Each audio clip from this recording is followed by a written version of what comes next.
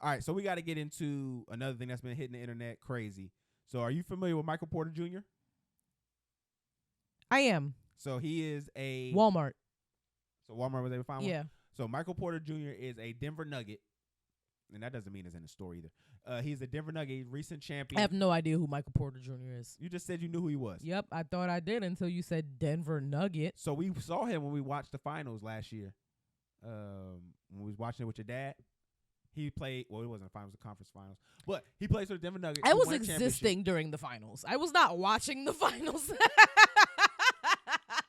Well, that's not important. He was on The Pivot, one of our favorite podcasts to talk about. Mm-hmm. And he basically, man, he did some shit. Michael Porter Jr. Show me, because I thought Michael Porter Jr. was that white man comedian that was married to the black woman. That's Gary Owens. Oh my God. Or Gary Owen. Excuse me. He hates when people add that S. Gary Owen. Yo, I thought your name was Michael Porter Jr., sir. I don't know. Yo, that's not even Close. close. It doesn't make sense at all. It doesn't. That's not even close admittedly, at all. it's nonsensical of me. Where did you even pull that from? I don't know. Was it a movie or something that you seen him in? He just looks like a Michael. But a Michael Porter? Yeah. And then he's white, so I was like, yeah, you know your dad. Junior. I don't know. So Michael Porter is like I said, he's a basketball player. He was on The Pivot, and he's in a lot of hot water for some statements he said here. So let me make sure I got the right clip. Yeah. Is he white though? He's half and half. I have no idea who this man He's is. a biracial brother. If I seen this man on the street, I wouldn't recognize him at all. But I think I had the clip right here. So he was talking about the WNBA players, and it never goes right when you're not spewing the talking points. And they're very talented, but so is a famous ping pong player. They're just as talented as like the best ping pong player is just as talented as the best basketball player. That doesn't mean they're going to get paid the same because they play ping pong. It's what the people want to watch. You know what I mean? So as much as I understand females wanting the same treatment as men basketball players, it's a different sport. People, they're not packing out the arenas. Obviously, their TV deals aren't the same. So as much as I advocate for women and kind of the equality of the respect of their craft and all those things, I mean, you can't pay them the same thing, you know, but I do feel like there should be a little way to make a little bit more money for them because they are very talented. Correct. Yeah, I think the big thing, obviously, when you're thinking about. So yeah, that was Why basically. is he in hot water? Okay, so basically what he was saying is, one, they was on the female tip because he said females. I felt like he was referring to female basketball players. He needs to say. He did say women after that though. Yeah. So that's why I felt like he was talking about female basketball players in that instance. And then when he said women, he was just talking about generally women in the game. Mm-hmm. He also got because it's what's the word I'm looking for? Phonetically, like weird for you to say women basketball players. Like that sounds weird. We say you would say female basketball. Yeah. Players. Anybody would say that. Yeah. But he didn't say female basketball. He just said female. So that's why everybody was able to. Okay. Like this is one of those situations where people were shooting at the small things that were said, but seems like it. They couldn't really fight at the factual information that he was talking about. Because as a woman, have you ever watched the WNBA game, ma'am? Most of the women that were responding to him were women who either played in WNBA or were fans. But like again, a lot of their comments didn't really even make sense. So one of the things they were talking about, and Ryan Clark was kind of cleaning up, where they were talking about percentages and things of that nature, and that the women basketball players want to share the revenue. And they are just so disingenuous and dishonest with this conversation that we can't really talk about it for real. Mm-hmm. The money is not the same for y'all to be able to do this. So I did a little digging and did some research to kind of discuss and shape how we should be viewing WNBA basketball. And it should not be with their counterparts who have had a league for over 50 years. How long has the WNBA existed? 1997. Okay, so it's younger. Oh, wait. No, it is. Yeah, younger than us. No, it's younger than us. It was founded in, like I said, 1997. So right now, what's the last article that was kind of talking about this has the NBA revenue at WNBA revenue at $200 million. I know that sounds like a lot, right? Yes. That sounds like a lot of money, right? Yes. We good. We fine. We all right. The thing is, though, when you take that into consideration about the $200 million, that is just revenue. So revenue is just the money being circulated in. That's not a profit. Meaning you got to take into account expenses, everything that kind of comes into the league. Oh, yeah. So that's not $220 million of just, $200 million of just free money. That's money that's circulating. Yeah. Now, what's profit? what do you think the men's their counterparts are pulling in? Oh, I would say like more than quadruple that. You're close. So it's $10 billion. Oh my God. And $3 million of it is profit. Jeez. Meaning they're covering expenses. Yeah. And still having $3 billion in profit. And that doesn't take into account outside money that's made for the endorsements. No, that takes in. That's has nothing to do with the players. That has something to do with the league. So ticket sales, playoff ticket sales, the TV deals, all that. Partnerships. All that. Or anything that partners with the league, yeah. Okay. So all that is what comes into that. Oh. So they only make $3 million of profit? I said billion. Oh, billion. Oh, okay. Billion. Wow. Okay. So like I said, we're talking about that's a completely different number. We're talking about two different stratospheres of actual money and what a business is trying to do. So you're telling me the WNBA does not make profit At all. I will tell you even this. Child, I'm gonna tell wrap you it up. I'm gonna tell you even this. If we're keeping it a bean, the WNBA is just a developmental league for women. When it comes to the spirit. You know why I say that? Not to disrespect the women players, but because women can play in the NBA. You gotta. Do you know that? What is developmental? So that's a is? secondary league. So you know, like there's the. So there's a league above the WNBA for women that you can make more money in. What I'm saying is that the WNBA is a developmental league because women can play in the NBA. It is not illegal for women. A woman has been drafted in the NBA. Oh, she didn't play because this is when they had like 6 rounds and all that shit. But a woman, if she is good enough and can handle physically. Oh, y'all need to start auditioning for the NBA then. If we keep it a bean, they really wouldn't be able to do the physicality that comes with the league. But it would be so much more interesting to watch. That's why I say that. Also, too, I'd be like, ooh, who's fucking who? I'd be like, what's going on in the locker room? Put the cameras there, please. Thank you. They're going to definitely have to do a hard knocks for the NBA. NBA. Oh, it's going to be a hard knock. Oh, shit. You know them girls don't even be trying to touch the other girls. But let me get back into what I was trying to do. So the women right now I would love that. Again, this is about 30 years in the league. A messy bitch that lives for drama. For real. So the women in the league right now probably share about 20% of the revenue with the league. So they get whatever that $20 million, they're getting 20% of that. Oh, so they're getting money from the NBA's profit? Well, that was another part I was going to say. They do get money from the NBA. The NBA gives them money to exist as a league. That's another reason why I say it's a developmental league. Okay.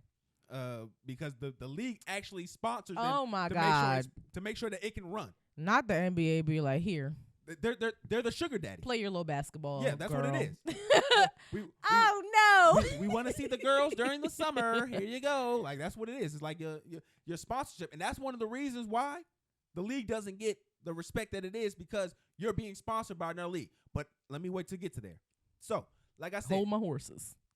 Their league has only been around for 30 years. They're getting about 20% of the revenue. NBA players in the 1970s were getting about 27%.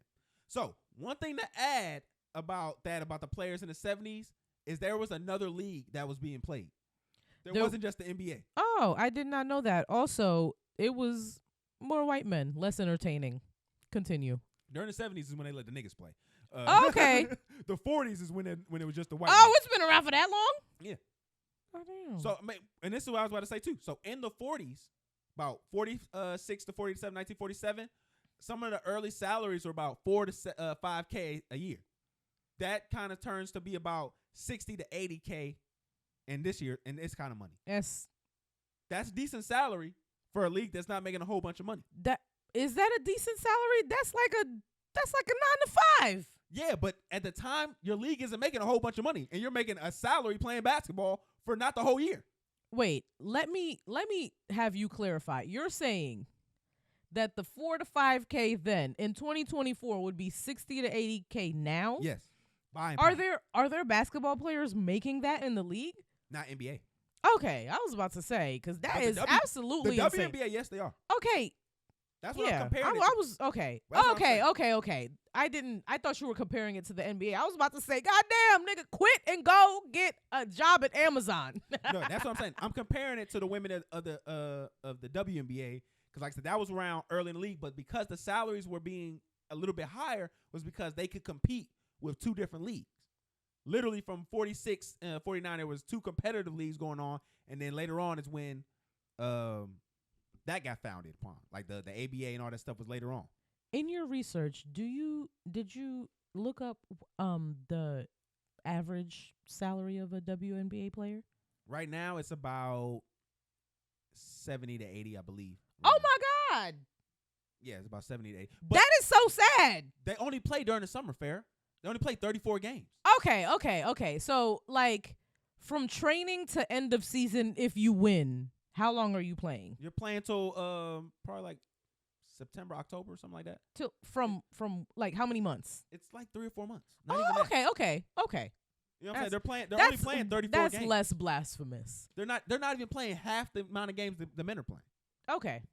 So that's what I'm saying. Like, you got to kind of put that in the context. And then they can play overseas and do other things. Yeah, that's another thing that some of them don't like that though. But I'm gonna get into that too. So in 1954, the National Players Association was founded, and then in '64 is when they had their pensions were adopted due to the threat of service during the All-Star game in '64. So we never seen the women strike or even come close to striking. No, I'm about to tell you about a few more strikes that happened after this 64. Well, it wasn't a strike, but it was a threat. So again, during the playoffs in 1967. There was another strike that was about to happen if they didn't get the things that they agreed to, because they were not going to perform in the playoffs. The WNBA. And so that's when the 82-game season became what we know today. That was in 1967. That's when they increased the salaries and the pension. Now, 20 years, this is when Bird and Magic is all coming in. And again, this is why I kind of want to talk about, because I want people to frame this in a mindset. Right now, we're just getting our Bird and Larry. That Caitlin Clark girl, she's Larry Bird. Potentially, you could maybe get Angel Reese to be that. She get her shit together, Angel. Yeah, I mean, you can probably get. God damn, she over here being a hot girl on goddamn TikTok and shit. Get in the gym. She could be kind of like that Magic type in regards to just the way that people care and like her. If she, the way that she has that image. And then you have this other girl very much, yes, coming up behind them that's a few years younger. Flo J. Her name is Juju Watson. She's for USC. She just scored 51 points not too long ago. She's like Jordan. She moves like a boy. Like when you see her walking and play on the court, she moves like a boy. So they're in this part right now of their inception of their league and the way that their league's going, where they're at the same point that guys were. They're actually ahead by like 20-some years. Okay. If you actually think about it. We like that. Yes. Really, GMOs in the food making these bitches brolic. Let's go. So another instance right here where they were having a situation was in 1982, 1984. The league was actually behind on pension payments, and the players were actually able to use this to guarantee them around 50 to 75% of the revenue. So during the 80s and the 90s, like the players had a large portion, more than the owners, of the revenue. That's good. I like that. But then you kind of come in. But you wasn't with me shooting in the gym. So after that, they lost that to the players. This is when Commissioner Stern, he passed away. David Stern comes into the league. And during that time, even though that the owners were getting less money, the league was thriving. Players were more encouraged to play because you would potentially get more money, and you had a better product growing because you had a lot of folks. Drug testing came into play in this time. Like you stopped a lot of that kind of bullshit that was taking down the league, and making it look Less bad. steroids. But then 91 happened. You know what happened in Ooh, 91? I have absolutely no clue. No. They found out that the league was not giving all the money. They were out here collecting revenue from rental suites, and playoff tickets that they were not accommodating for. Oh. So then that's when later on you have the strike. And that's where the players end up going 50-50 with close to 50-50 with the I feel owners. like I remember. Yeah, When was the strike? that was another one was an 8, but in 95 or 99 is when they had a long strike. Oh, okay. That's when the Knicks actually went to the playoffs. They went to the finals that year. The last time When they went to it was during the strike year. my Knicks. They went to the my strike. God. Yep. Lord. So that's when it kind of happened. And If the Knicks ever in the playoffs, we fly to New York. But no, I want to say that this is what happened here. This is what happened here. They were able to get back to like a 49-50 kind of range because they included those things that they weren't sharing with the players early. So then they were able to kind of get it balanced down during the next agreement. And now the players is like 50-50 now. But this is after all that kind of going on and the revenue sharing. Ooh, that is so interesting. But that's why if you look at where the women basketball game is now, there's no reason for them to be kind of upset the way they are because they're growing way better than the men league was at the same rate. And that's because we got y'all. Just like anything else in here, the reason women have a good experience is because of the men around them. You know it, baby. You know it, baby. I was about to say that you ate that research, and then the way you ended that just made me not want to acknowledge anything good that you did just now. So let's move on. Shit can get. I'm just telling you. I like the research you did on that, babe. I think that was great. I try. I didn't know any of that. I try to 'Cause I educate don't people. care about sports. And that's another reason why the sport doesn't succeed. You know it was on Lifetime, the WNBA? What? The WNBA was on Lifetime. Oh, child, they could put the WNBA everywhere. They could blast it everywhere, and I would scroll past it willingly every single time. I don't watch the men's sports. I don't care if you switch it out. The only way I will care about sports is if you put commentary in the middle, which lets me get to know the people individually. I have to be individually invested in these people, in their stories. I need to see what's going on in the locker rooms. I need to know tea. I need to know drama. What's going on with your family? That's why I love watching Hard Knocks. That's the only sports content that I will consume because I'm like, it's fun. It's like training, what's going on in the locker room. It's lifestyle content. I love a good lifestyle moment. Sports, hate it. I'm not even gonna act like one of those girls and say, "Oh, no, I don't care about any of this shit. I don't." And that's not common. That's not that common at all. Like even I used to date a girl who played basketball in high school, and she was like one of the few girls who could name you WNBA players. Like it wasn't too many girls on her team that could tell you, "Oh, this who play here." No, like it's not rare. The only thing I could tell you about the WNBA is that I follow this beauty YouTuber. Her name is Glamazante. She gay and she date a WNBA player. That's the closest I could get. And Brittany Griner. That's all I can tell you about the WNBA for real. So Yo, if anybody want to be a nigga for real, it's Brittany Griner. Like she go harder than some of the trans niggas out here. Like she became a baby daddy. Like that's the most nigga shit you can do. Like shout out to Brittany Griner. don't shout out her breaking homes up. Yo, she really broke like 3 homes up in that shit. Like it's the kid's original family. The girl, her and the girl family. It's a mess. Unless it was a private adoption, the original family wasn't broken up.